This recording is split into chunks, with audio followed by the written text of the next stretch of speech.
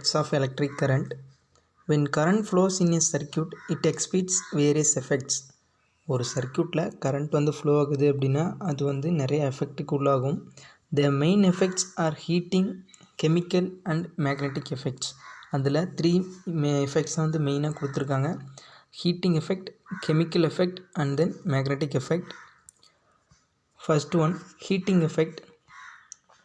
Activity 2. Cut an arrow-shaped strip from aluminum foil.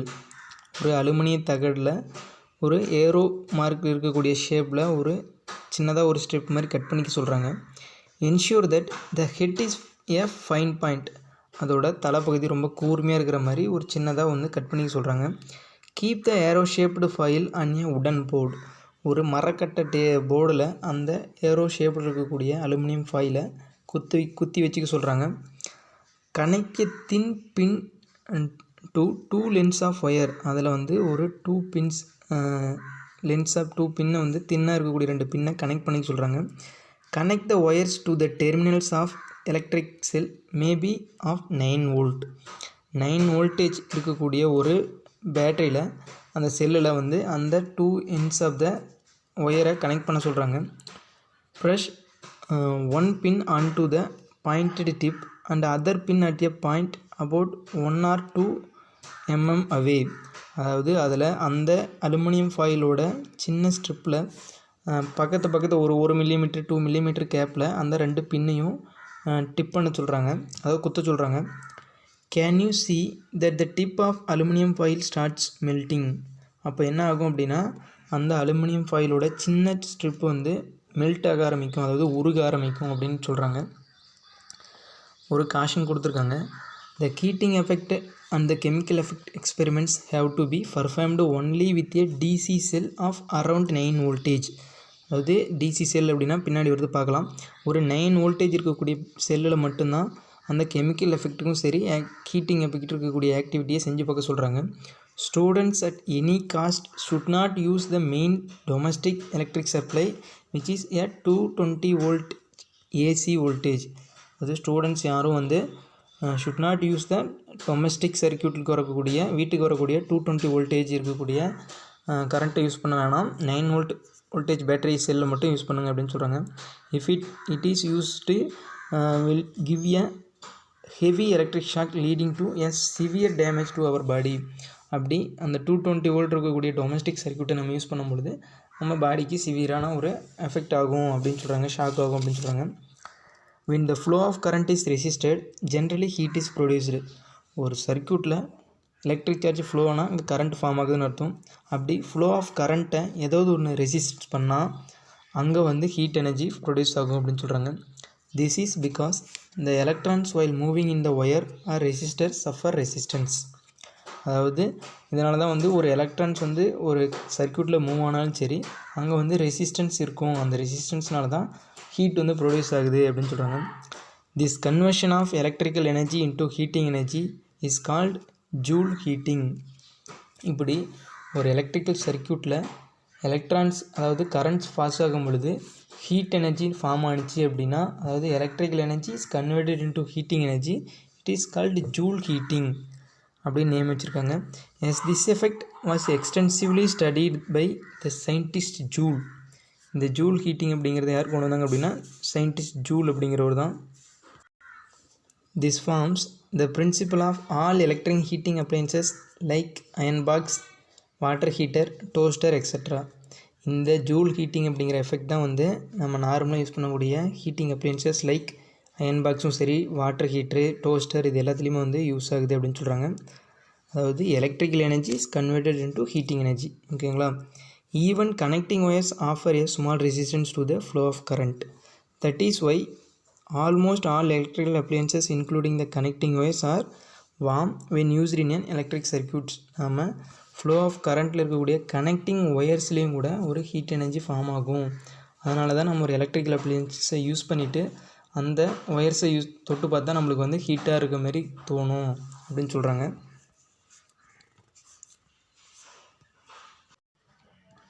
Chemical effect. Activity 3. Take a beaker half filled with copper sulfate solution. ஒரு பீக்கரில் பாதி அளவு fill ஆகிருக்கக்கூடிய copper sulphate solution எடுத்துக்க சொல்கிறாங்க. Take a carbon rod from a used very dry cell. ஒரு carbon rod எடுத்துக்க சொல்கிறாங்க. ஒரு ட்ரை செல் பேட்டரி எடுத்துக்க சொல்கிறாங்க. Wind A wire on it's Appar end, அதாவது அதோட அந்த பேட்டரியில் கார்பன் ராடோட அப்பர் சைடில் ஒயரை சுற்றிக்க சொல்கிறாங்க. Take A thick copper wire, clean it well and flatten it with A hammer. இன்னொரு சைடில் ஒரு காப்பர் ஒயர் எடுத்து அதை க்ளீன் பண்ணி அதை ஒரு ஃப்ளாட்டன்னா ஹேமர் மூலிமா அடித்து தட்டையாக்க சொல்கிறாங்க. Immerse both copper wire and carbon rod in the copper sulphate solution.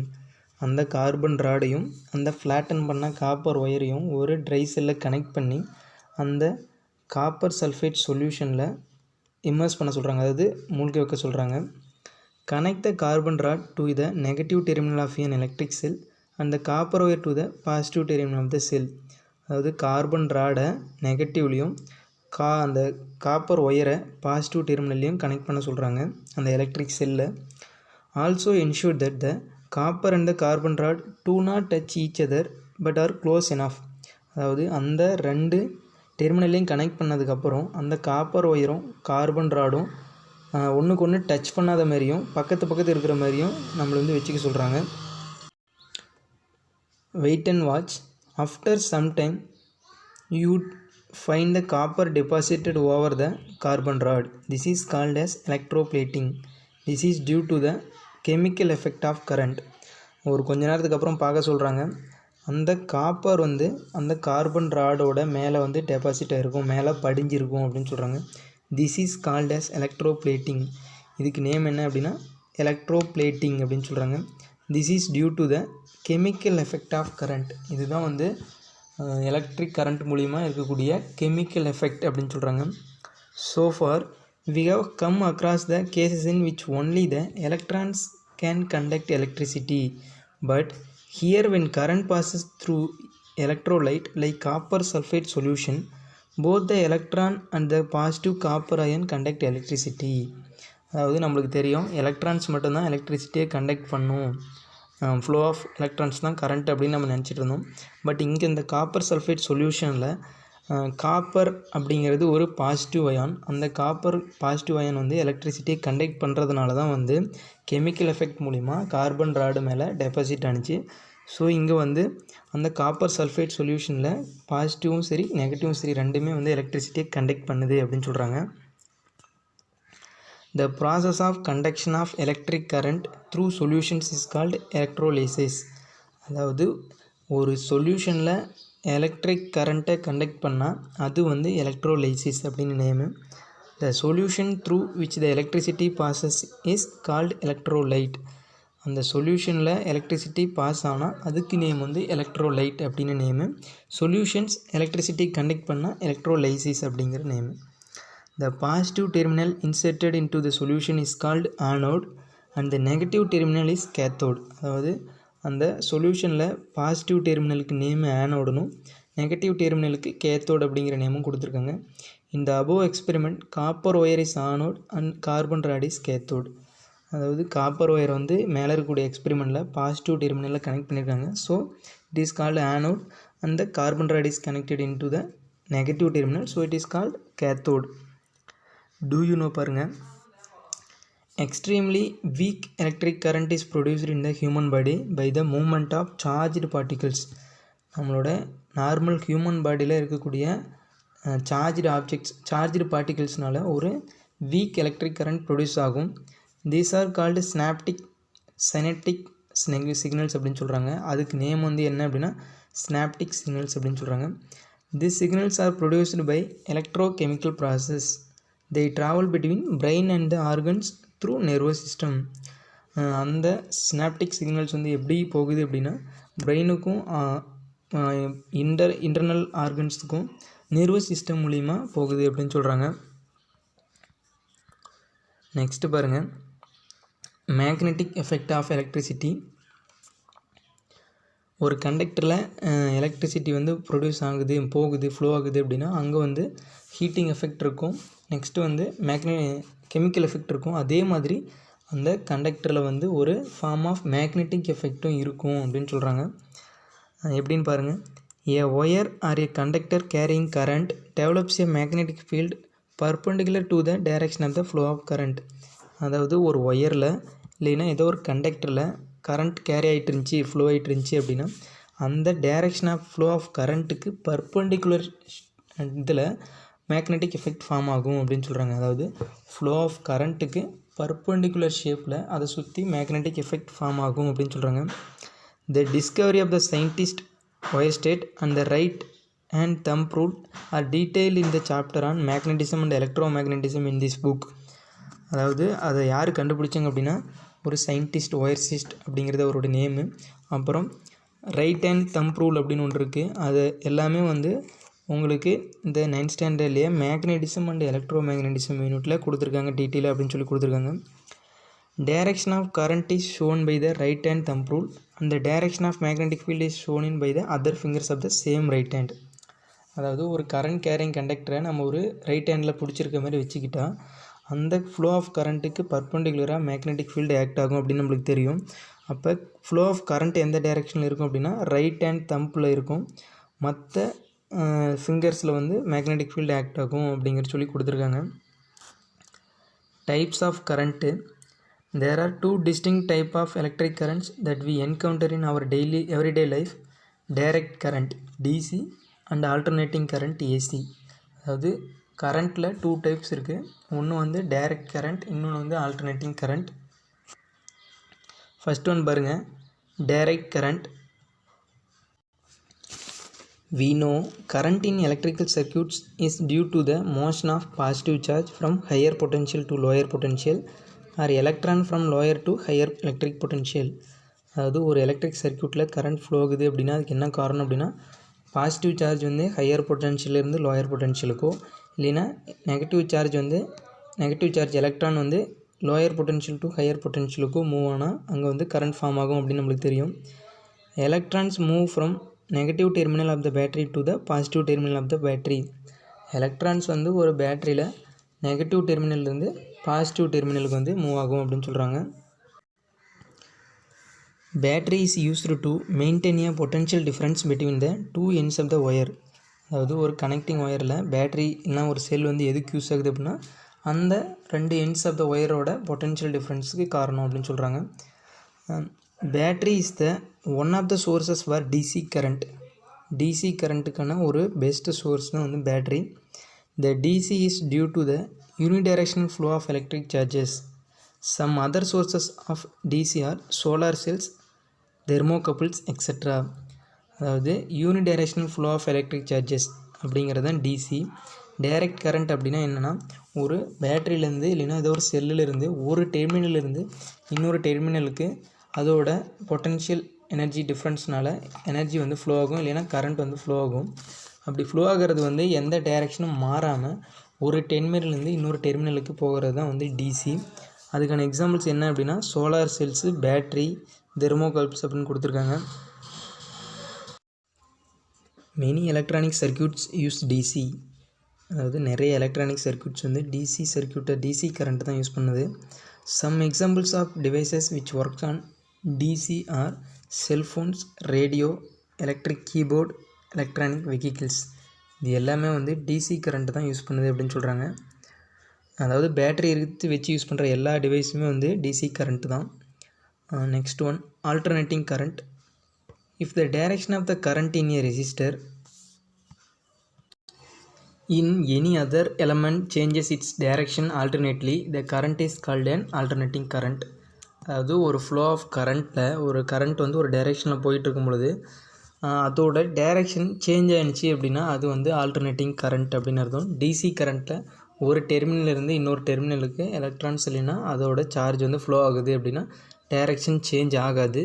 But AC கரண்ட்டில் அதோட டைரெக்ஷன் வந்து சேஞ்ச் ஆகிட்டே இருக்கும், அதனால் வந்து அது ஆல்டர்னேட்டிங் கரண்ட் அப்படின்னு சொல்கிறாங்க. The alternating current varies sinusoidally with time. This variation is characterised by a term called as frequency. அந்த டைரெக்ஷன் ஆஃப் த கரண்ட்டுக்கு நேம் என்ன சொல்லியிருக்காங்க அப்படின்னா ஃப்ரீக்வன்சி அப்படின்னு சொல்கிறாங்க. Frequency is the number of complete cycle of variation gone through by the AC in 1 second. Frequency அப்படின்னா என்னென்னா number of cycle of variation per 1 second, அதாவது ஒரு செகண்டுக்குள்ளே எவ்வளோ வேரியேஷன்ஸ் அந்த டைரெக்ஷனில் ஆகுது அப்படின்னு சொல்கிறது தான் அந்த ஃப்ரீக்வன்சி அப்படின்னு அர்த்தம். இன் AC the electrons do not flow in one direction because the potential of the terminals vary between the high and low alternately. அதாவது எலக்ட்ரான்ஸ் வந்து ஒரே டைரெக்ஷனில் ஃப்ளோ ஆகாது ஏசி கரண்ட்டில் அப்படின்னு சொல்கிறாங்க. அது வந்து பர் செகண்டுக்கு நிறைய வாட்டி அதோட டைரெக்ஷனை சேஞ்ச் பண்ணிகிட்டே இருக்கும். எதனால் அப்படின்னா அந்த டெர்மினல்ஸில் இருக்கக்கூடிய பொட்டன்ஷியல் டிஃப்ரென்ஸோட வேரி காரணத்தினால அப்படின்னு சொல்கிறாங்க. thus the electrons move to and fro in the wire carrying alternating current. அதனால் எலக்ட்ரான்ஸ் வந்து முன்னாடி பின்னாடி போயிட்டு அதோட டைரெக்ஷனை மாற்றிட்டே இருக்கும் அப்படின்னு சொல்கிறாங்க.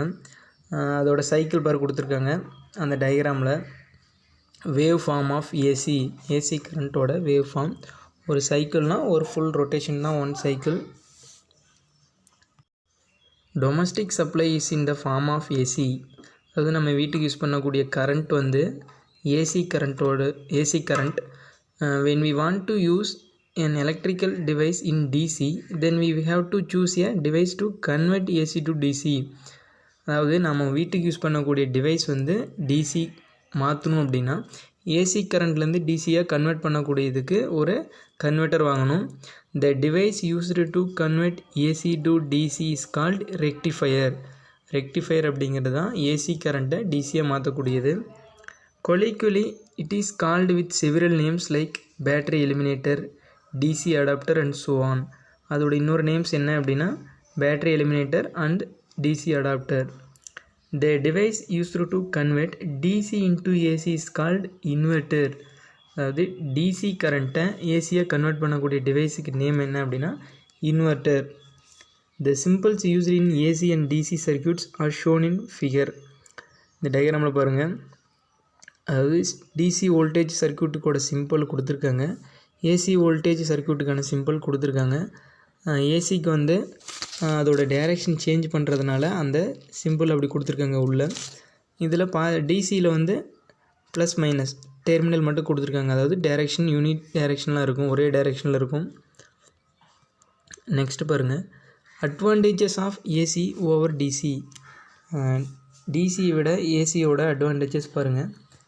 The voltage of AC can be varied easily using a device called transformer.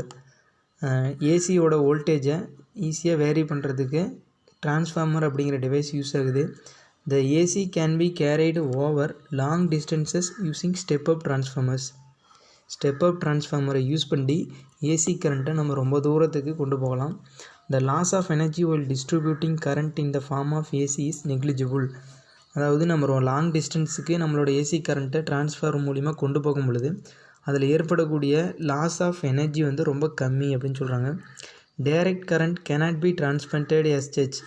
AC current மாதிரி டிசி கரண்ட்டை லாங் டிஸ்டன்ஸுக்கு நம்ம கொண்டு போக முடியாது. The AC can be easily converted into DC and generating AC is easier then DC. அதாவது AC கரண்ட்டை ஈஸியாக டிசியாக கன்வெர்ட்டும் பண்ணலாம். ஏசி கரண்ட்டு தான் ரொம்ப ஈஸியாகவும் இருக்கும் டிசி யூஸ் பண்ணுறதுக்குள்ளது அப்படின்னு சொல்கிறாங்க. The AC can produce electro magnetic induction which is useful in several ways. அந்த ஏசி வந்து எலக்ட்ரோ மேக்னெட்டிக் இண்டக்ஷன் வந்து ப்ரொடியூஸ் பண்ணுறதுனால ரொம்ப யூஸ்ஃபுல்லாக இருக்கும் அப்படின்னு சொல்கிறாங்க. Advantage of DC: electro plating, electro refining and electro typing can be done only using DC. இந்த electro plating, electrolysis, electro typing இந்த மெத்தட்ஸுக்கெலாம் வந்து டிசி கரண்ட் தான் யூஸ் ஆகும். ஏன் அப்படின்னா டிசி கரண்ட்டில் தான் வந்து நாம் வந்து கரண்ட்டை ஸ்டோர் பண்ணி வச்சுருக்க முடியும் அப்படின்னு சொல்கிறாங்க. Electricity can be stored only in the form of DC. நம்ம கெமிக்கல் எஃபெக்ட்லேயே பார்த்தோம், ஒரு ட்ரை செல்லை யூஸ் பண்ணியிருக்காங்க. அந்த மாதிரி பேட்ரி செல்ஸ், ஃபோன்ஸ், அந்த எலக்ட்ரிக்கல் கீபோர்ட்ஸ் இதெல்லாம் வந்து டிசி கரண்ட் தான் யூஸ் ஆகும். Do you know பாருங்கள், in India the voltage and frequency of AC used for domestic purpose is 220 volt and 50 Hz respectively, whereas in United States of America it is 110 volt and 60 Hz respectively. நம்ம இந்தியாவில் use பண்ணக்கூடிய ஏசியோட frequency என்ன, வோல்டேஜோட value என்ன அப்படின்னா 220 volt and 50 Hz of frequency தான். But united ஸ்டேட்ஸில் 110 வோல்ட்டும் 60 Hz ஃப்ரீக்குவென்சியும் யூஸ் பண்ணுறாங்க அப்படின்னு சொல்கிறாங்க. Dangers of electricity and precautions to be taken. எலக்ட்ரிசிட்டியோட டேஞ்சர்ஸ்லாம் என்னென்ன, அதுக்கு நம்ம முன்னாடியே எப்படி நம்ம ப்ரீகாஷன் பண்ணலாம் அப்படின்னு பாருங்கள். The following are the possible dangers as far as electric current is concerned. Electric current அப்படின்னாவே அதில் இருக்கக்கூடிய டேஞ்சர்ஸ்லாம் கீழே கொடுத்துருக்குறது தான் அப்படின்னு சொல்கிறாங்க. Damaged insulation. Do not touch the bare wire. அதாவது சேதமடைஞ்ச அந்த ஒயர்ஸ்லாம் இருக்கு இல்லையா, கட்டான கம்பிலாம் வந்து நம்ம டச் பண்ணக்கூடாது அப்படின்னு சொல்கிறாங்க. Use safety gloves and stand on insulating stool or rubber slippers while handling electricity. எலக்ட்ரிசிட்டியை நம்ம வந்து ஹேண்டில் பண்ணும்போது நம்ம க்ளவுஸ் போட்டுக்கணும். அண்டு இன்சுலேட்டிங் ஸ்டூல், அதாவது மரக்கட்டட் ஸ்டூலு, அப்புறம் ரப்பர் ஸ்லிப்பர்ஸ் அந்த மாதிரிலாம் யூஸ் பண்ண சொல்கிறாங்க. Overload of power circuits. Do not connect too many electrical devices to a single electrical circuit. ஒரு ப்ளக்கில் நிறைய டிவைசஸை நம்ம கனெக்ட் பண்ணக்கூடாது அப்படின்னு சொல்கிறாங்க. inappropriate use of electrical appliances. Always use the electrical appliances according to the power rating of the device like AC point, TV point, micro oven point, etc. அதாவது ஒவ்வொரு electrical அப்ளையன்சஸ்க்கும் இருக்கக்கூடிய அந்த வோல்டேஜ், அந்த பாயிண்ட்டுக்கு தகுந்த மாதிரி நம்ம வோல்டேஜை கொண்டு போய் யூஸ் பண்ண சொல்கிறாங்க. ஹை வோல்டேஜில் யூஸ் பண்ணக்கூடாது அப்படின்னு சொல்கிறாங்க. Environment with moisture and dampness. Keep the place where there is electricity out of moisture and wetness as it will lead to leakage of electric current. அதாவது ஒரு பிளேஸில் எலக்ட்ரிசிட்டி இருக்குது அப்படின்னா அந்த பிளேஸில் மேக்ஸிமம் ட்ரையாக வச்சுக்க சொல்கிறாங்க. அதாவது மாய்ஸ்சராகவோ வெட்னஸாகவோ இருக்கக்கூடாது. அப்படி இருந்துச்சுன்னா அது வந்து லீக்கேஜ் ஆஃப் எலக்ட்ரிக் கரண்ட்டுக்கு காரணமாக இருக்கும், பாசிபிள் அப்படின்னு சொல்கிறாங்க. Beyond the reach of children. The electrical sockets are to be kept away from the reach of little children who do not know the dangers of electricity. அது குழந்தைங்க இருக்கிற பிளேசஸில் எலக்ட்ரிசிட்டியோட devices அதிகமாக use பண்ண வேணாம், எலக்ட்ரிக் அந்த leakage ஆகிற மாதிரி அப்படின்னு சொல்கிறாங்க. Do you know resistance of a dry human body is about 1 lakh ohm. நார்மலாக இருக்கக்கூடிய ட்ரை ஹியூமன் பாடியோட ரெசிஸ்டன்ஸ் என்ன வேல்யூ அப்படின்னா 1 lakh ohm அப்படிங்கிறது. Because of the presence of water in our body, the resistance is reduced to few hundred ohm. Try human பாடியில் 1 lakh ohm இருக்கும் resistance. But நம்ம பாடியில் வாட்டர் இருக்கிறதுனால அதோட ரெசிஸ்டன்ஸ் few hundred ஓமாக கன்வெர்ட் ஆகிடுது. Thus a normal human body is a good conductor of electricity. Hence precautions are required while doing electrical work. அதனால் நம்ம normal human body so வந்து ஒரு குட் கண்டக்டர் ஆஃப் எலக்ட்ரிசிட்டி அப்படிங்கிறதுனால நம்ம வந்து ஒரு ப்ரீகாஷன்ஸாக இருக்கணும் எலக்ட்ரிசிட்டி ஒர்க்கில் அப்படின்னு சொல்கிறாங்க.